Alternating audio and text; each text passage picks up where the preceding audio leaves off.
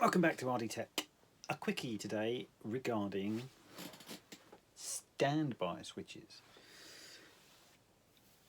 There's a lot of information on the internet about all this, and some of it contradictory, and I may be contradicting what you know today.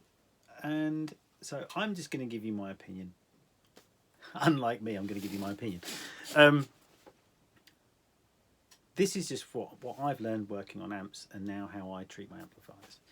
Now, let's start off. So when biasing an amplifier, you cannot bias an amplifier unless it is in play mode, because the plates need to have their voltage applied and the negative bias needs to be applied as well. Because you need to set it as when it's running, like changing the timing on an engine, making sure it's working correctly.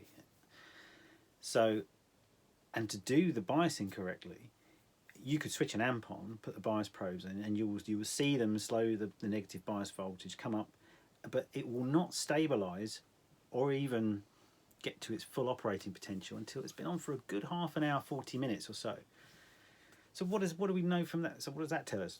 So an amp's not really working 100% until it's been on for a good half an hour. Now, a lot of things you'll read, it will say using the standby switch, you would switch the amp on, leave for 2 or 3 minutes, and then put it into play mode, and you're ready to go, apparently. Well, you're not. The way I use a standby switch is literally just to stop that initial spike of voltage going through the amplifier when you're switching it on. You're going to want to literally say everything's off at the moment. We're going to switch the amp on. I would leave it no more than 30 seconds. There's no point. There's no benefit at that point. You're only warming up the filaments on the valves to warm up whatever elements is in that vacuum and warm up all the elements within inside the valve or tube. Then, so 30 seconds at most. 10 seconds is fine.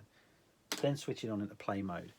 Now you've got the voltage applied and you're putting that valve into play mode. And like I say, it will take a good half an hour before it gets into its proper operating parameters, where you would then bias an amplifier. You could bias an amplifier 15 minutes, like it would be fine. It would look okay, but you come back for half an hour, 40 minutes later, where the valves have really warmed up and everything's settled down, and it could be completely out of whack. I mean, how many times have you turned up for a gig, switched your amp on, and you're playing within 20, 30 minutes? Or you wouldn't have switched it on at that point. You'd go on stage, switch it on, wait for the amp to come on, then start playing. But then 20 minutes down the line, you think, oh, my amp's starting to really sound good now. Could be your ears going or something from volume, but it's generally true. A valve amp is not really running at its max, not max potential, but its set potential until half an hour later. So there you go. If you want your amp to warm up properly, put it in play mode. Obviously, before you take it out and put it in play mode, put your volumes down, because you never know if it's too loud or something will end up squealing, or you'll find you've got a cable that's not connected to properly, and you'll blow everyone's ears off. But yeah, so that is my recommendation for turning it on. So switch it on, 10 seconds or so, just let everything settle down, power it on, and then let it warm up before you go on. Then you'll be good to go, and you'll find it will sound far more consistent in the long run. Now, switching off. A lot of modern amps they are wired so the filter capacitors, the big ones that hold the really high voltage, the ones where they warn you if you're messing around inside an amplifier that could kill you or hurt you, because they can. This is more on older amps. More, like I said, more modern ones actually have a drain on them. So as soon as you switch off the amps, the filter caps will drain off down to 5 or 6 volts or anyway. You're in play mode, you've finished your gig.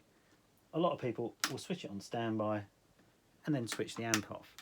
So now on older amps, if you do that, by putting it into standby mode, you're disconnecting the high voltage from the valves. They've got nowhere really to go, and it will sit there stored in the large filter capacitors, and it will stay there not indefinitely. It takes a long time for them to drain off naturally. So what really the best practice really is, once you're playing, and when you finish playing, you just turn that sucker off. and leave the standby in play mode, and don't put it back into standby mode until the next time you switch the amp on. That's my advice, really. Anything? I don't think I've got anything else to add really to that.